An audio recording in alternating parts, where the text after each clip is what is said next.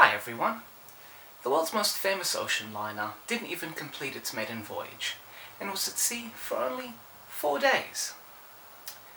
So then, what about those ocean liners and ships that had very long careers before they met their doom? How did they affect the passengers and crew that lived and worked on them? How did they positively affect them, and what experiences did they contribute? These were the questions that Derek Grout asked, and he realized that in the case of the Empress of Ireland, a ship that had been at sea for 8 years and was on its 96th voyage before it met its doom. He then proceeded to answer those questions, and through his work we have this gem of a book. Empress of Ireland, the story of an Edwardian liner. But let's reverse engines and put this ship into context. So back in 1906, Canadian Pacific introduced 2 new flagships for its premier Canadian run. They were the 2-funneled 14,000-ton sister ships, the Empress of Ireland and Empress of Britain. Now on the 29th of May 1914, the Empress of Ireland was only a few hours into the eastbound leg of voyage number 96 when it was struck on the starboard side by the Norwegian freighter Storstad. Within 14 minutes, the Empress rolled over onto its side and sank, with the loss of 1,012 men, women, and children. Now, there have been plenty of books that have been written about those fatal 14 minutes, and one especially good one is this one, David Zenny's book Forgotten Empress, and this makes a fantastic companion to Derek Grout's book.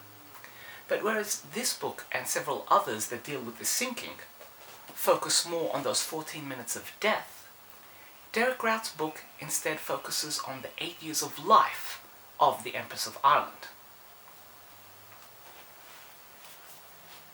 Through a titanic amount of research, as you can see, this is quite a thick book,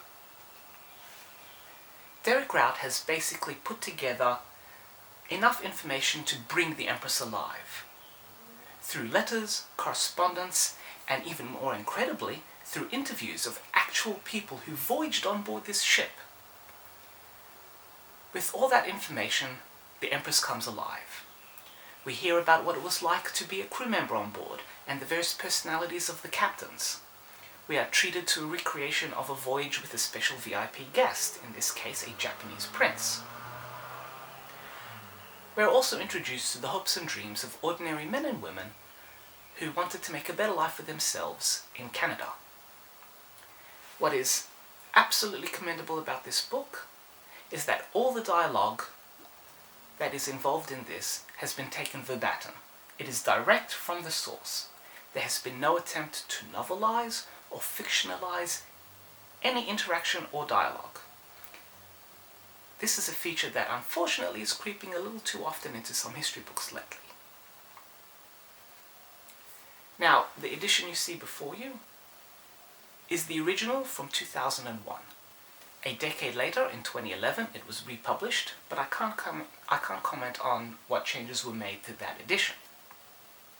However, in 2014, Tempus Publishing took the bulk of the text of this book and reproduced it in a highly condensed but more heavily illustrated book, which you see here, which is Empress of Ireland, Pride of Canadian Pacific's Atlantic Fleet.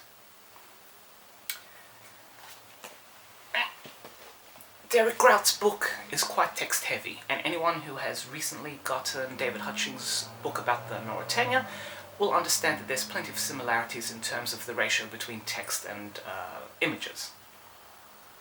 However, if you love social history and you enjoy reading about the accounts of ordinary people and their experiences on ocean liners in the first part of the 20th century, then this book is absolutely for you and belongs on your bookshelf. It comes highly recommended, unequivocally 5 captain's hats.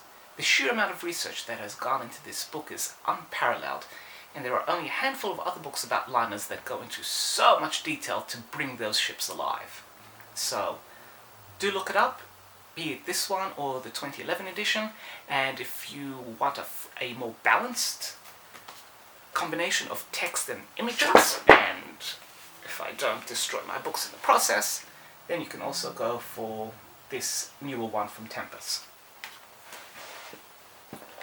So do look it up and do yourselves a favour and learn about life in the early 20th century with the Empress of Ireland. And if there are any other books about ocean liners or shipwrecks that you'd like me to review and discuss, please let me know in the comments below and I'll add it to the queue. And as always everyone, enjoy and happy reading.